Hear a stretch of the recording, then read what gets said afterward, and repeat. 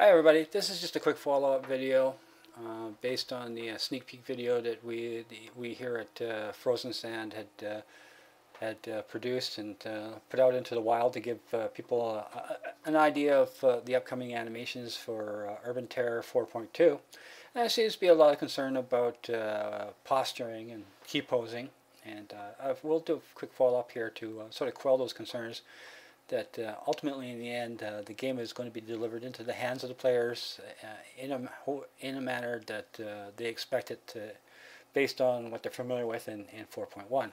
We're just going to do it better, that's all. So to illustrate that, something to be aware of is the MD3 file format requires that animation sequences be done in order.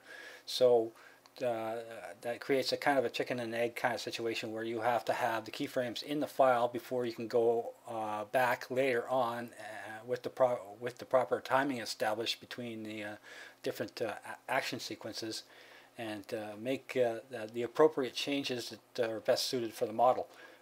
And in this case here, just to illustrate that of how easy that is to achieve, I'm simply going to use a sequence that's for the torso that's already in the MD3 file, and then made a quick change to the animation configuration file that will allow us to substitute a rather bad looking set of sequences for a much more appropriate set. So we'll just jump into the game here, and we'll go from our idle stance here, which you already see is the ever so popular holding the weapon too close to the chest, which will change. But when we move into the running sequence, you can see now that old Tom here has adopted a much more aggressive stance. Also note that the bending over effect is just because I'm using a third-person perspective to control the character from a weird angle. So there's going to be some points where the character is actually going to be bending over a little bit more than it should be. But but in the first-person perspective and the third-person view, old Tom will be running like this. So a lot more aggressive, but just making a couple of simple changes. You know, nothing to get too excited about. And you can see even the backwards, running backwards is a little bit more aggressive too as well. A little bit more fitting of the character. If we're going to move side to side, probably a little, you know, we're blending from one stance into the other. A lot of this stuff is going to be tweaked out and timed in properly, so it looks a little bit more natural as it moves through the sequences. And if we fire the weapon, you can see that it's the same kind of firing setup that you're used to in 4.1. There's not too much of a difference. And the only thing that's really going to be a benefit, really, is by changing the key posture poses depending on the type of action that the character is presently involved with. So the idle stance here is going to be changing to something that's a little bit more weapons out, barrel pointing forward, but will flow a little bit more naturally into the running position here, and allow your opponent, sad to say, an opportunity to use that as kind of a visual cue or a hint as to the current state of their opponent. Much similar in the way that sound is used to give hints as to when is the best time to attack. So if you hear two people sort of medicating each other, then you know that it's time to just jump in there because they got to switch back to their weapons, and you have the advantage at that point. Say for example, the reload cycle of the character model. This is a good indication that the player has run out of ammunition, and you have about I don't know, maybe a couple hundredths of a second to get in there to get your advantage and your kicks into.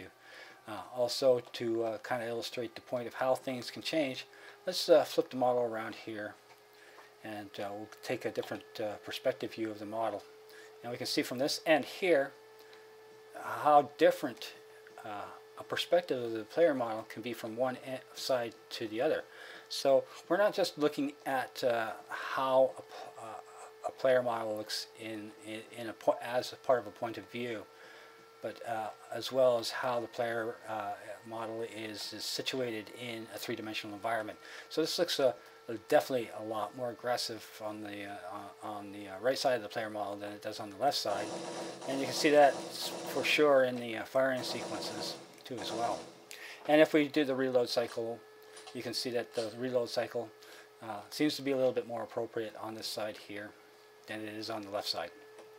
Now, by popular demand, just as sort of as an added bonus, let's do the same kind of sequence here that we just did with the P90 to show you, to kind of illustrate of how kind of have to work in sequential order based on what is occurring in the game in real time. So as you can see, we are using the sequence that's in the MD3 file for the primary weapons in conjunction with the secondary weapons, and all the secondary weapons are adjusted to this these contact points. So it's obvious that based on our testing, we could not adjust a P90. So based on the P90 alone, we had to add an entirely new sequence to the order that will allow for the proper contact points of the P90. And you can see that largely exaggerated in the firing sequence. It looks really good, except for the fact that we want to keep this weapon up close and tight into the body based on its frame, and the contact points for the left hand are way out of whack based on having access only to the sequences that are available for the primary weapons. Let's take a look at that from the other side again, and to kind of illustrate how things can change once you change your point of view or perspective.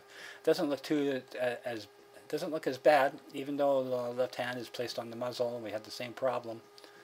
The reload cycle,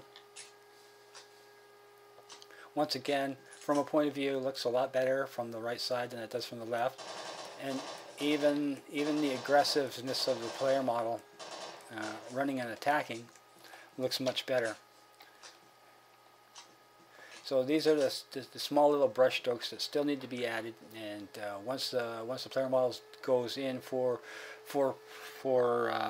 player testing, they'll come back with a group of highly skilled URT players who know this game and what is fitting and what should be taken out in favor of something that is more fitting.